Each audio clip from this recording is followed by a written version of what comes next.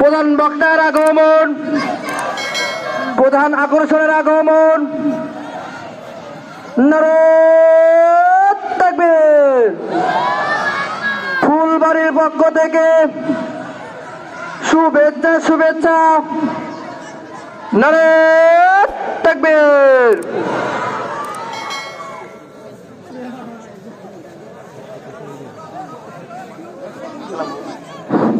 আসসালামু আলাইকুম ওয়া রাহমাতুল্লাহ।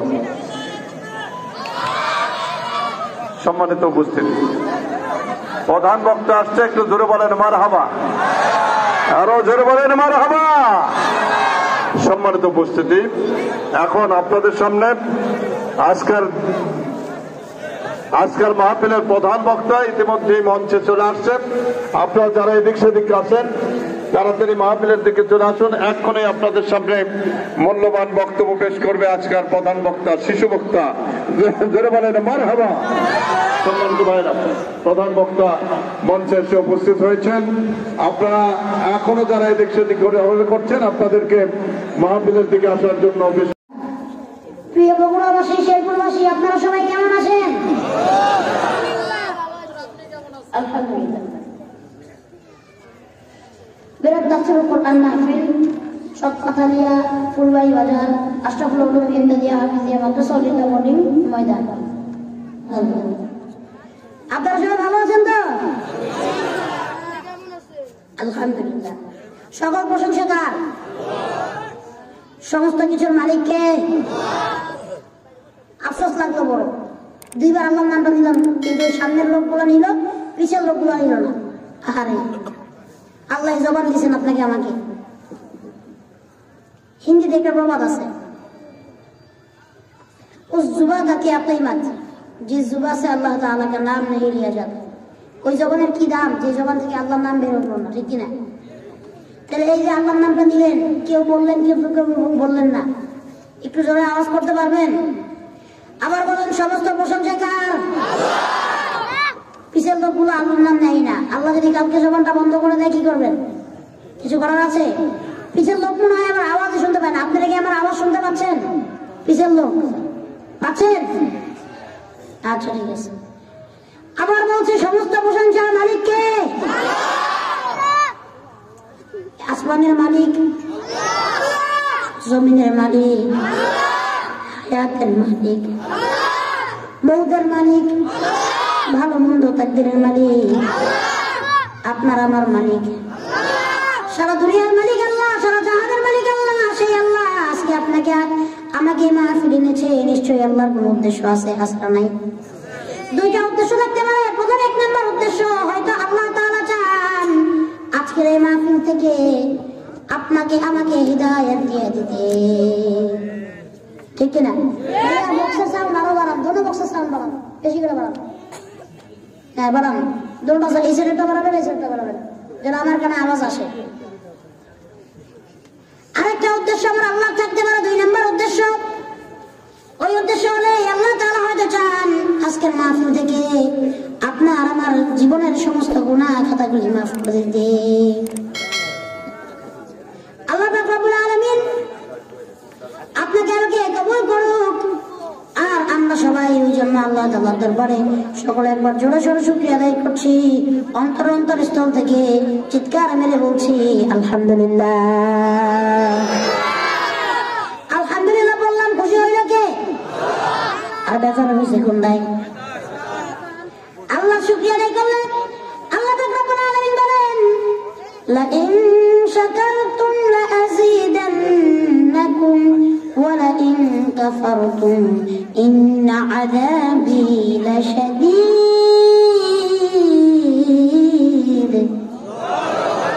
আল্লাহ পাক রব্বুল আলামিন বলেন, লাইন শাকারতুম লাযীদান্নাকুম, যে বান্দা আমার নিয়ামত পায় আর নিয়ামতের শুকরিয়া আদায় করে, আমি আল্লাহ পাক রব্বুল আলামিন ওই বান্দার নিয়ামত আরো বাড়িয়ে দিব। ফেরাউনের মতো ক্ষমতা পেয়ে গেছে, ঠিক কিনা? ফেরাউনের তো পতন হয়েছে, এদের পতন হইতে কি সময় লাগছে? হ্যাঁ, পতন হওয়ার কি কি কারণ আছে আমি এগুলো জানি না।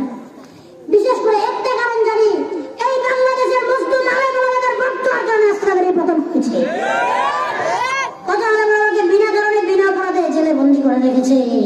কত আলেম ওলামাদেরকে বিনা অপরাধে ফাঁসি ঝুলিয়ে দিয়েছে।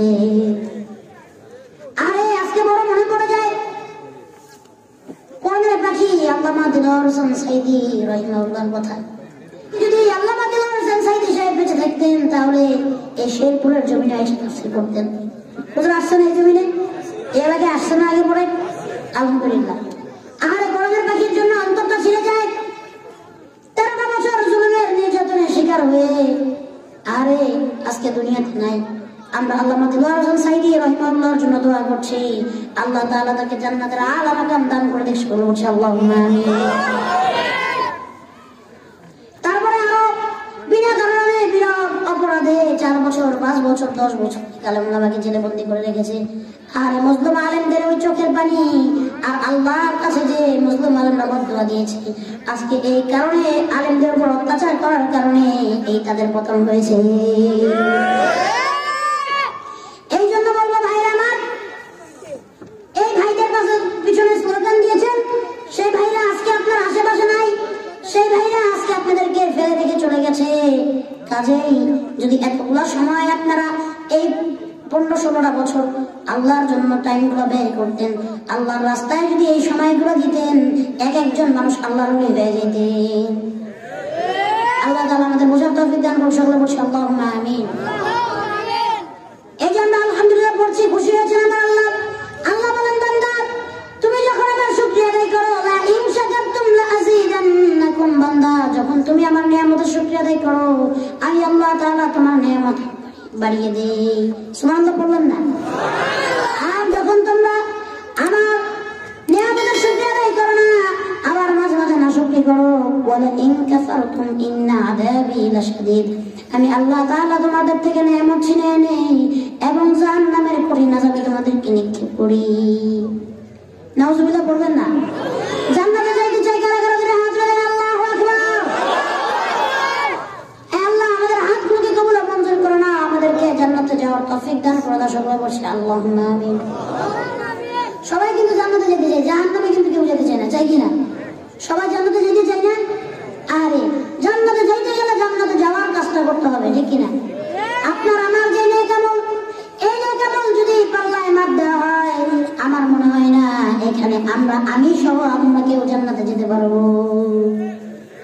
আরে আমাদের জীবন জিন্দেগি আজকে গুনাহে ভরে গেছে, ঠিক কিনা?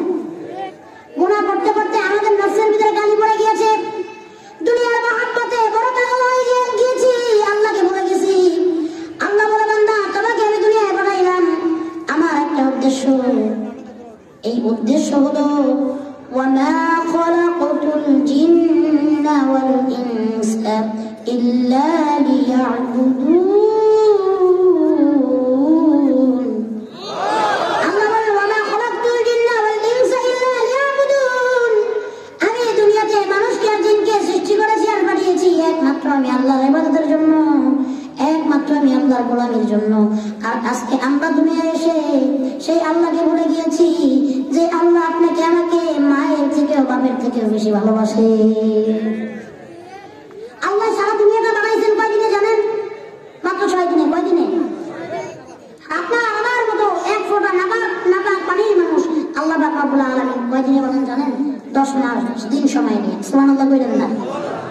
দুনিয়াটা কিন্তু এতটুকু না, আমরা যেটা বসবাস করি এটা আর্থ পৃথিবী, এখানে মাত্র 800 কোটি মানুষ আমরা বসবাস করি। এর থেকে 100 গুণে বড় গ্রহ ওই স্পেসে ঘুরতেছে, এর থেকে বড় বড় নক্ষত্র আল্লাহ তাআলা বানায় রাখছেন। সূর্যই পৃথিবী থেকে অনেক বড়। এত বড় পৃথিবীটা, আসমান জমিন নদী নালা খাল বিল আমার আল্লাহ তাআলা বানাইছেন মাত্র 6 দিনে। আর আল্লাহ পাক রব্বুল আলামিন বলেন, বান্দা আমি তোমাকে বড় ভালোবাসি, আমি তোমাকে ভালোবেসে 10 মাস 10 দিনে একটা বান্দা আমি বানাই। আল্লাহ আপনাকে আমাকে কেমন ভালোবাসে দেখেন।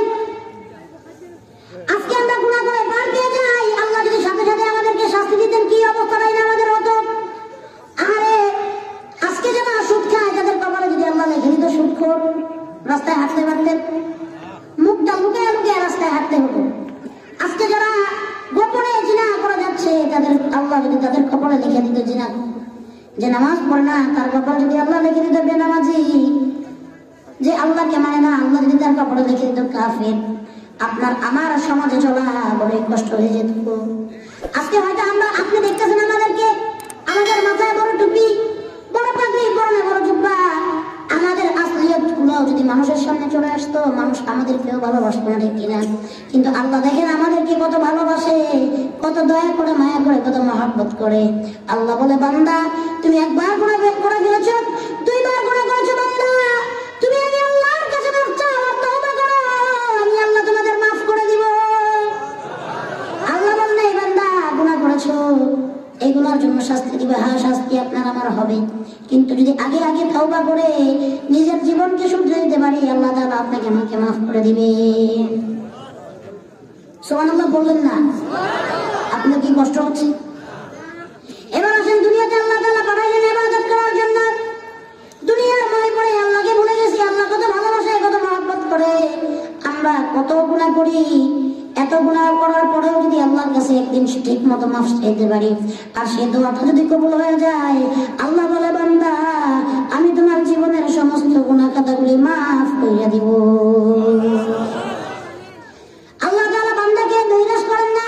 আল্লাহ তাআলা ডাক দিয়ে বলেন, লা তাকনাতু মির রাহমাতিল্লাহ, ইন্নাল্লাহা ইয়াগফিরুয যুনুবা জামিআন, ইন্নাহু হুয়াল গফুরুর রাহিম।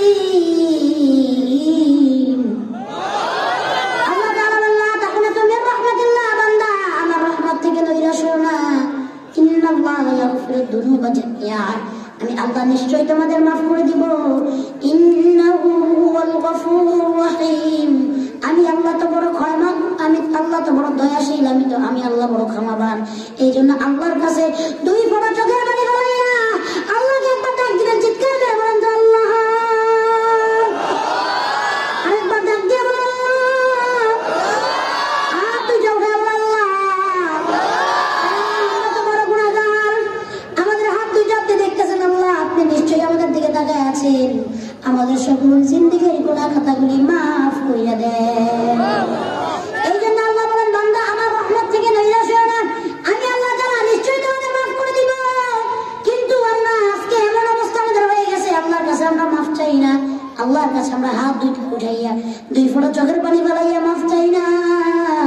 এমন একদিন এসে যাবে, এমন একদিন চলে আসবে, এই মাফ চাওয়ার মতো সময় আপনার আমার হাতে থাকবে না। আল্লাহ বলে, বান্দা দুনিয়ার মোহে পড়ে আমাকে ভুলে গেছো। আল্লাহ রাসূল সাল্লাল্লাহু আলাইহি ওয়াসাল্লাম বলেন, হুব্বুদ দুনিয়া রাসু কুল্লি খাতিআ, দুনিয়ার মহব্বত সমস্ত গুনাহের মূল। আজকে আমরা দুনিয়া কামাই করতে গিয়ে আখিরাতকে ভুলে গিয়েছি, আমার আল্লাহকে ভুলে গিয়েছি। আরে আমি যদি আখিরাতের পিছনে দৌড়াইতাম, আমার আল্লাহর পিছনে দৌড়াইতাম। আল্লাহ পাক রব্বুল আলামিন বলেন, মান লাহুল মাওলা ফালাহুল কুল, বান্দা যে বান্দা আল্লাহর জন্য হয়ে যায়, আল্লাহ তার জন্য হয়ে যায়। আল্লাহ যদি কোনো বান্দার জন্য হয়ে যায়, পৃথিবীতে আপনার জন্য আমার জন্য যদি আল্লাহ হয়ে যায়, দুনিয়াতে আপনি আমি কি চাই? আপনি আমি চাই ধন সম্পত্তি, আল্লাহ তাআলা সেই সম্পদের মালিক বানাবেন। আপনি আমি চাই প্রতিপত্তির মালিক বানাবেন। আপনি আমি ইজ্জত চাই, আল্লাহ ইজ্জতওয়ালা বানাবেন। আপনি আমি ক্ষমতা চাই, আল্লাহ ক্ষমতাওয়ালা বানাবেন। আল্লাহ বলে, বান্দা তুই আমার দিকে আয় আয়। বান্দা তুমি যদি এক পাও আমার দিকে বাড়াও, আমি দুই পাও তোমার দিকে বাড়ায় দেই। এই জন্য আল্লাহর কাছে চাইতে হবে। কান্না না করলে, শিশু বাচ্চা ছোট মানুষ 6 মাস বয়স, সেও যদি কান্না না করে, মা মনে করে আমার সন্তান মনে হয় খেলতেছে, কোনো খিদা নাই, ওই মাও দুধ দেয় না। আমার আল্লাহর কাছে না কাঁদলে আমার আল্লাহ আপনাকে আমাকে কিভাবে মাফ করবে? আজকে দুনিয়াকে আমরা আপন বানিয়েছি, দুনিয়ার মায়ায়, দুনিয়ার মহব্বতে সময়গুলো নষ্ট করতে পারে। মুরব্বী করলেও তো সমস্যা, এখন তো খালি মুরব্বী করলে ওই যে যুবক পোলা অনেকগুলো আছে, সব বুঝে বলি হুজুর মুরব্বী আছে না নাই? সকল আমার সাথে একবার তাকবীর দিয়ে লিল্লাহে তাকবীর, লিল্লাহে তাকবীর। আরেকবার দিচ্ছি, লিল্লাহে তাকবীর। আমি আলোচনা করতেছিলাম আপনাদেরকে নিয়ে দুনিয়ার মোহে পড়ে যাওয়ার কথা। দুনিয়া আপনার আমার আপন হয়ে গেছে, আর আমরা আল্লাহকে ভুলে গিয়েছি, আর আমরা আখিরাতকে ভুলে গিয়েছি। আর আমরা যখন দুনিয়ার পিছনে ছুটবো, আপনার আমার পিছনে ওই আল্লাহর পিছনে ছুটবো, সারা দুনিয়া আপনার আমার পিছনে ছুটবে, ঠিক কিনা? আর যে মুমিন হবে, মুমিন ব্যক্তির জন্য তো দুনিয়া জেলখানার মতো হবে। আল্লাহ রাসূল সাল্লাল্লাহু আলাইহি ওয়াসাল্লাম বলেন, আদ-দুনিয়া সিজনুল মুমিনি ওয়া জান্নাতুল কাফির। দুনিয়া মুমিনদের জন্য কয়েদখানা, আর কাফেরদের জন্য বেহেশতখানা, ঠিক কিনা? আমরা কি মুমিন হইতে চাই না কাফের হইতে চাই? কারা কারা মুমিন হইতে চাই? দুটো হাত বলে আল্লাহু আকবার। আপনি একটু নাড়া দেন তো দেখি। মাশাআল্লাহ, আল্লাহ তাআলা আপনার হাতগুলোকে কবুল করুন, সকলে বলছি আমিন। মুমিন হইতে চাই, দুনিয়াকে আপন বানাইতে চাই না, আপন বানাইতে চাই কাকে? এই দুনিয়াতে আপনি আমি সারা জীবন থাকতে পারবো? আপনাকেও মরতে হবে, আমাকেও মরতে হবে, সবাই মরবো, দুনিয়া থেকেও বাঁচবো না, সারা জীবন থাকতে পারবো না। আল্লাহ পাক রব্বুল আলামিন বলেন, কুল্লু নাফসিন যায়িকাতুল মাউত। যে বান্দা জন্মগ্রহণ করলো নিশ্চয়ই তাকে মৃত্যুর স্বাদ গ্রহণ করতে হবে, ঠিক কিনা? আবার কথাবার্তা শুরু করছেন না? আমি বলছি একটু সাইলেন্ট, একটু চুপ থেকে দয়া করে। কোরআন হাদিসের থেকে, কোরআন হাদিসের কথা থেকে আর কোনো কথা দামি হতে পারে না, কোনো কথাই না। সব থেকে দামি কথা কোরআনের কথা, ঠিক কিনা? এই জন্য কোরআনের কথা যখন হবে ওঠা বসাও করবেন না। এই যে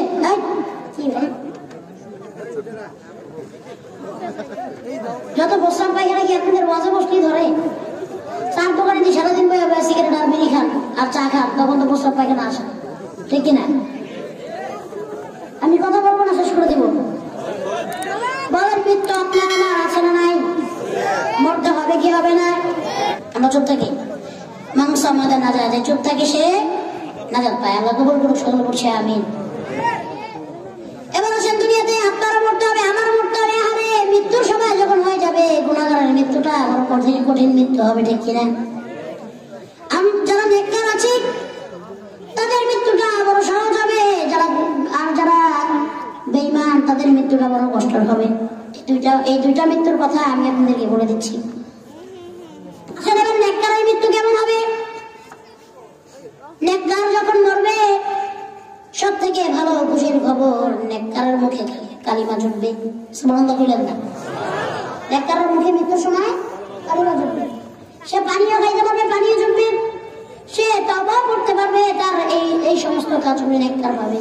আর নেককারের মৃত্যুটা এত সুন্দর হবে, যেমন রাত্রে যে আপনি আমি ঘরের ভিতরে ঘুমিয়ে যাই, আর সকালবেলা যদি ঘুম থেকে উঠি তাহলে আমাদের জন্য হয় সকাল, আর যদি রাতের বেলা সেই ঘুম আপনার আমার না ভাঙে তাহলে হয়ে যাবে বড় গাল, ঠিক কিনা? নেককারের মৃত্যু এমন হবে, নেককার মনে করবে আমি যেমন ঘুমিয়ে গেছিলাম, রাত্রে বেলা ঘুমিয়ে যাবে, জান কবজ হয়ে যাবে, আর ওই নেককার উঠবে কিয়ামতের ময়দানে, কোনো কষ্ট হবে না, সে মনে করবে আমি ঘুমিয়ে আছিলাম।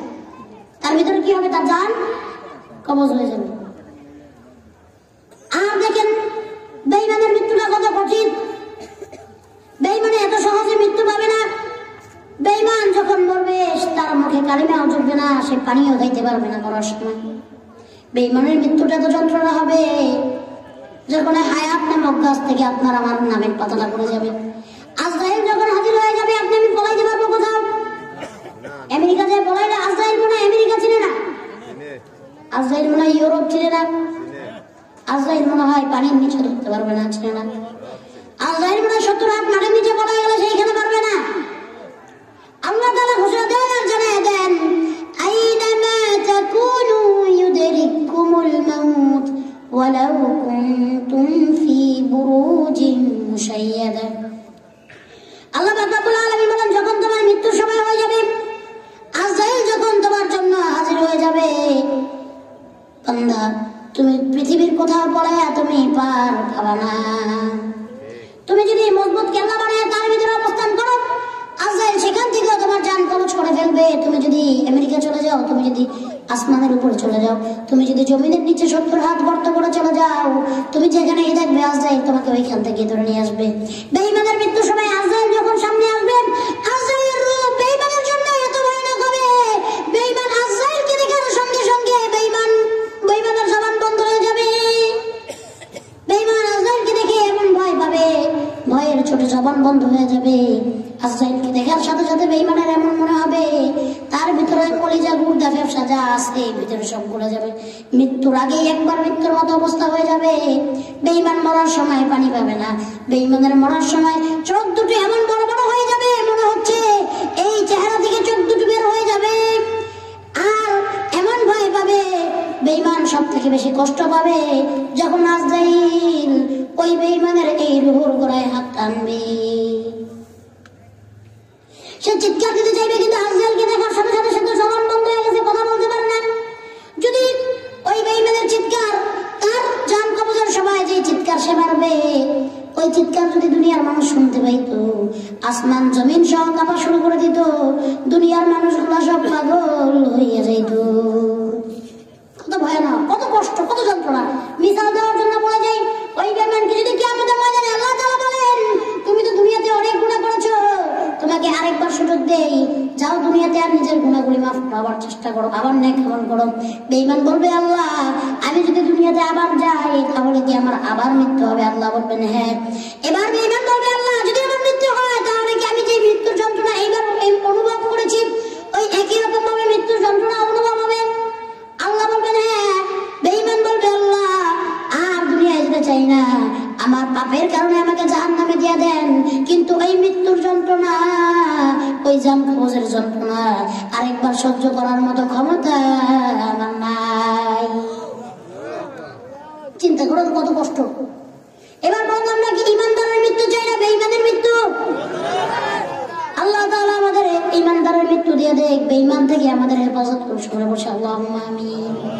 যদি সবাই করুণা তোমার কবরে হাসরে কি হবে আমার, কবরে হাসরে কি হবে আমার, মুসিবতে না পাই যদি, মুসিবতে না পাই যদি করুণা তোমার কবরে হাসরে কি হবে আমার। মৃত দিয়েছ দেখিয়ে আলোর পথ, বলেছ সে পথে মিলবে রহমত, তুমি তো দিয়েছ দেখিয়ে আলোর পথ, বলেছ সে পথে মিলবে রহমত, কেন যে ভুল পথে আমি,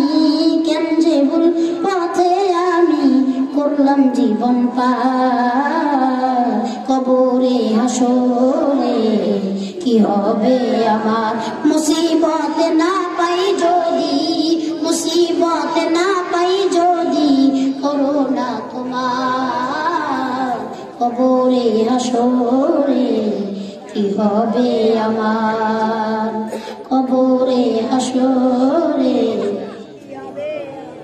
আছি গো ডুবে আমি পাপেরই সাগরে, না জানি কি হবে ওপারের হাসরে। সবাই আছি গো ডুবে আমি পাপেরই সাগরে, না জানি কি হবে ওপারের হাসরে। তোমারই সুপারিশ বিনে, তোমারই সুপারিশ বিনে কেমনে হব পার, কবরে হাসরে কি হবে আমার। লিল্লাহি তাকবীর। আচ্ছা বলেন যার কবরে হেদায়েত নাই তারা কি ওইখানে যদি দুটো পুলিশ বাইরে দাঁড়া করে বন্দুক নিয়ে এটা কি এখানে বসবে? তাও বসবে না, একটা বোম মারলেও বসবে না, ঠিক কিনা? হেদায়েত যার কবরে নাই তারে আপনিও ধরে রাখতে পারবেন না, আমিও ধরে রাখতে পারবো না। যার কবরে হেদায়েত আছে আল্লাহ তাআলা তাকে এখানে বসায় রাখবে। আল্লাহ তাকে হেদায়েত দিতে চান, আল্লাহ তাকিয়ে রাখবেন, ঠিক কিনা? মরতে আপনাকে হবে, আমাকে হবে, মরার আগে তাওবা জরুরি কি জরুরি না? আসেন এক ব্যক্তির তওবার কথা আপনাকে শোনায় দেয়া যায়, বুঝতে পারবেন মনোযোগ দিয়ে। এটা শেষ কথা, এরপর আমি আর ওয়াজ করবো না। এই কথাটা বলে শেষ করবো, তারপর মনোযোগ করবো, আর ওয়াজ করবো না। শুনেন মনোযোগ দিয়ে। আল্লাহ তাআলা হয়তো এই কথার বিনিময়ে, এই কথাটা শোনার বিনিময়ে আপনাকে আমাকে মাফ করে দেবেন, ঠিক কিনা? কিতাবে আসলে বনি ইসরাঈলের এক যুবকের কথা উল্লেখ হয়েছে।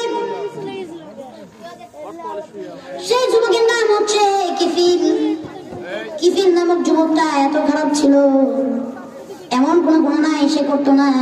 তার সব থেকে একটা বদ অভ্যাস, প্রত্যেক দিন রাত্রে সে নতুন নতুন এক একটা নারী ভাড়া করে নিয়ে আসতো, তার সাথে জিনা করতো।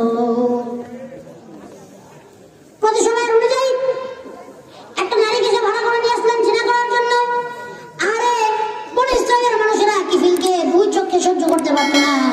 তারা কিফিলকে দেখলে উল্টা পাল্টা বলতো, আর কিফিলকে মন থেকে খারাপ বর্তোয়া দিত।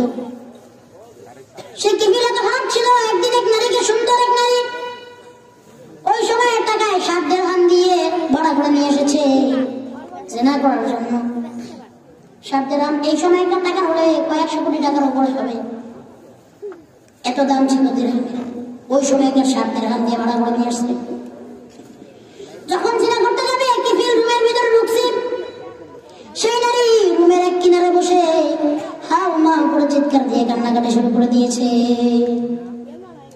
কিফিল বলে, আমি তো তোমাকে জোর জবরদস্তি করে নিয়ে আসি নাই, তোমার সাথে আমি কন্ট্যাক্ট করে তোমাকে নিয়ে আসছি, 7 দিরহাম দিব, তোমার টাকা তোমাকে আমি আগে পরিশোধ করে দিয়েছি, তাহলে তুমি কিসের জন্য এরকম ভাবে চিৎকার করতেছো? ওই নারী বলে, কিফিল আমি তোমাকে দেখে চিৎকার করছি না, তোমার ভয়ে চিৎকার করছি না, আমি চিৎকার করছি আমার ওই আল্লাহর ভয়ে। আমি কোনো বাজারের মেয়ে না, আমি কোনো খারাপ মেয়ে না, আমিও ভালো বংশের একটা মেয়ে। আমি অনেক বিপদে পড়ে গিয়েছি, আমার স্বামী নাই, বাচ্চাগুলাকে নিয়ে চলতে কষ্ট হয়ে যায়, আমার বাচ্চাগুলোর মুখে আজকে কতদিন যাবত খাবার আমি মা তুলে দিতে পারি না, এই জন্য কোনো জায়গায় আশ্রয় অসহায় ভাবে অবস্থায় দিন পার করছি, কোনো জায়গায় সাহায্য না পেয়ে আমি তোমার সাথে জিনার জন্য রাজি হয়েছি। আমি তোমার ভয়ে কান্না করি না, আল্লাহর ভয়ে কান্না করি। আমি আজকে তোমার সাথে জিনা করবো, আর আল্লাহ তাআলা আমাকে জিনা কোনোদিনও মাফ করবে না। কিফিল বুঝে ফেলছে। কিফিল বলে, আমি এত জীবন জিনা করলাম, আমার ভিতরে একদিনে অনুতপ্ততা আসলো না। এই নারী একদিন জিনা করার বিনিময়ে, একদিন জিনা করার ভয়ে, আল্লাহর ভয়ে কিভাবে চিৎকার করে হাওমা করে কান্নাকাটি করে। কিফিল বলে, যাও যাও 7 দিরহাম নিয়ে যাও, তোমাকেও ছেড়ে দিলাম, তুমি যে আল্লাহর ভয়ে তওবা করেছো, আমি কিফিল আজকে থেকে সে আল্লাহর ভয়ে তওবা করে দিলাম। নারীকে ছেড়ে দিলাম, নারীর সাথে জিনা করলেন না, নারী চলে গেলেন। আল্লাহ মনে হয় তার মৃত্যু ওই সময় রেখে দিয়েছেন, নারী তার বাড়িতেও যাইতে পারে নাই। এই সময় কিফিলের কাছে আজরাইল চলে এসেছে। আজরাইল কিফিলের জানটা কবজ করে নিয়ে যায়, নিজাম দেহ কিফিলের ঘরের ভিতরে পড়ে থাকে। পরের দিন সকালে কিফিল তো এত খারাপ, তার মানুষ তাকে কবরও দিবে না, তার জানাজাও পড়াবে না। এই জন্য আমার আল্লাহ তাআলা কিফিলের বাড়ির দরজা লিখে দিয়েছেন, ইন্নাল্লাহ ক্বাদ গফারা লিল কিফিল। আল্লাহ তাআলা কিফিলের কথা কিফিলের বাড়ির দরজা লিখে দিয়েছে, আল্লাহ তাআলা বাড়ির দরজা লিখে দিয়েছে, ইন্নাল্লাহ ক্বাদ গফারা লিল কিফিল। কিফিল জান্নাতি, আমি আল্লাহ কিফিলকে মাফ কইরা দিলাম। কেন কিফিলকে মাফ করলেন আল্লাহ জানেন? কিফিলের যখন মৃত্যুর সময় চলে আসছে, কিফিল তাকাইছে, দেখছে কেউ নাই, বামে তাকাইছে, দেখছে কেউ নাই, সামনে পিছে তাকাইছে, দেখছে কেউ নাই।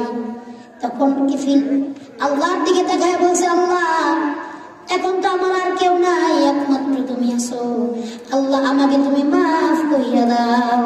আল্লাহ বলে, কিফিলের এই আত্মনার আমার কাছে বড় পছন্দ হয়েছে, এত গুনাহ করার পরে আল্লাহ তাআলা আর কিফিলের আত্মনার শুনে আল্লাহ বলেন, কিফিল তুমি সব দিকে তাকিয়েছো, কেউকে পাও নাই, যখন আল্লাহকে ডাক দিয়েছো, আমি আল্লাহ তুমি কিফিলকে মাফ কইরা দিলাম। এটা হলো তওবা। এই কিফিলের থেকে গুনাহ আপনার আমার জীবনে কি অনেক বেশি না? আমরা এরপরও যদি আমরা আল্লাহর কাছে ঠিকমতো তওবা করতে পারি, আল্লাহ তাআলা আমাদেরকে মাফ করে দেবেন, ঠিক কিনা? মঞ্জু মিয়া 1000 টাকা আল্লাহ তার দানকে কবুল করে মঞ্জুর করে জানে বলা আমিন। আমি বুঝে আসছে তো কথাগুলি না? আল্লাহ তাআলা আমাদেরকে গুনাহমুক্ত জীবন দান করে সত্য করছে, আল্লাহুম্মা আমিন। আমরা যেন আল্লাহর কাছে বেশি বেশি করে তওবা করতে পারি, আল্লাহ সেই তৌফিক দান করে সত্য করছে, আল্লাহুম্মা আমিন। আপনারা কি কিছু দিলে দিয়ে? হ্যাঁ বলবো।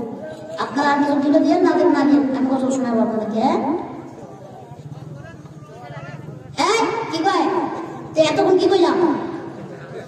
এই যে 1-1.5 ঘন্টা লাগে, এগুলো কি করলাম তাহলে বলেন? শুনেন, ওয়াজ সারা রাত শুনেও লাভ নাই যদি আমরা না করেন। আমি আওয়াজ করে লাভ নাই যদি আমার ভিতরে এমন না। আল্লাহর কাছে দোয়া করছি, আল্লাহ আমরা বক্তা বেড়ে যে কথা বলি সে আমল আমাদের ভিতরে দিয়ে দেন। কিছু আত্মসমালোচনা করি, বাংলাদেশে প্রতি বছর লাখের কম মাহফিল হয়, 1 লাখের কম। প্রত্যেক মাহফিল থেকে যদি একজন করে হাতে হাতে বছরে 1 লাখ মাহফিল হয়। কোথায় মানুষ তো হেঁটে হচ্ছে না, তার কারণ কি জানেন? আমরা যে ওয়াজ করি আমাদের ভিতরে আমল, আল্লাহ তাআলা আমাদের বেশি বেশি আমল করার তৌফিক দান করুন ইনশাআল্লাহ। তারপরে আপনাদেরকে আমল করতে হবে। এই যে কথা শুনছেন, ওয়াজ শুনছেন, এইগুলো যদি আমল না করেন এ ওয়াজ শুনে কোনো লাভ নেই, আমার ওয়াজ করে লাভ নেই। বুঝে আসছে তো?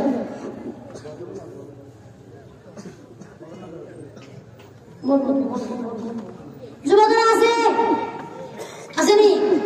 গজল শুনতে চাইলে একবার জোরে তাকবীর দিবেন, জোরে আওয়াজ হইবে, তারপর গজল কমান, নাহলে কমো না। বলেন লিল্লাহে তাকবীর। মোটামুটি ঠিক আছে। যুবক ভাইদেরকে নিয়ে বলছি গজলটা, আওয়াজ দিয়ে, আমি চুপ থাকলে ঠিক বললেন। আগের মতো শান্তি তো আর এখন পাওয়া যায় না, মানুষ সব পাল্টে গেছে, পাল্টেনি তো জামানা। আগের মতো শান্তি তো আর এখন পাওয়া যায় না, মানুষ সব পাল্টে গেছে, পাল্টেনি তো জামানা। মানুষ সব পাল্টে গেছে, জামানা ঠিকই আছে, জামানা ঠিকই আছে, মানুষ সব পাল্টে গেছে। আওয়াজ করেন না কেন? বলেন কিন্তু কম না, আমার সাথে সাথে যাইবেন, পারবেন তো ইনশাআল্লাহ। আরো যারা বলেন। লম্বা লম্বা আছে চুল, কানেতেও আছে দুল, হাতেতে সোনার চুড়ি, চিকন ফিতার ঘড়ি, পাঞ্জাবি গায়ে দিয়ে হাত আছে মোড়ানো, লম্বা ওড়নাটা কাঁধে আছে ঝোলানো। হেঁটে চলে আঁকা বাঁকা যেন কোন নায়িকা, কাছে গিয়া দেখি হায়রে, কাছে গিয়া দেখি হায়রে, পুরুষে মানুষ না, কাছে গিয়া দেখি হায়রে, পুরুষে মানুষ না। এটা হইল মাশাআল্লাহ দাঁড়ায় আছে মিস জরিনা আপা, মাশাআল্লাহ দাঁড়ায় আছে মিস জরিনা, ঠিক না? আগের মতো শান্তি তো আর এখন পাওয়া যায় না, মানুষ সব পাল্টে গেছে, পাল্টেনি তো জামানা। আগের মতো শান্তি তো আর এখন পাওয়া যায় না, মানুষ সব পাল্টে গেছে, পাল্টেনি তো জামানা। মোটা বই আছে হাতে, কলমটাও আছে সাথে, সাদা সাথে গায়ে দিয়ে, সুজোড়া পায়ে দিয়ে, জিন্সের পড়েছে প্যান্ট, মনে হয় স্টুডেন্ট, পরনে আছে যে বেল্ট, গায়ে মাখে দামি সেন্ট। যাই বন্ধুর আড্ডায়, চিন্তাই করে রাস্তায়, নেশা করে ফেন্সি গেলে 8 মাস থাকে জেলে। অবশেষে মনে হইল এইটা কোনো ছাত্র না, এটা হইল আঙ্গ পাড়ার টোকাই বাবুল কানা, এটা হইল আঙ্গ পাড়ার টোকাই বাবুল কানা। শান্তি তো আর এখন পাওয়া যায় না, মানুষ সব পাল্টে গেছে,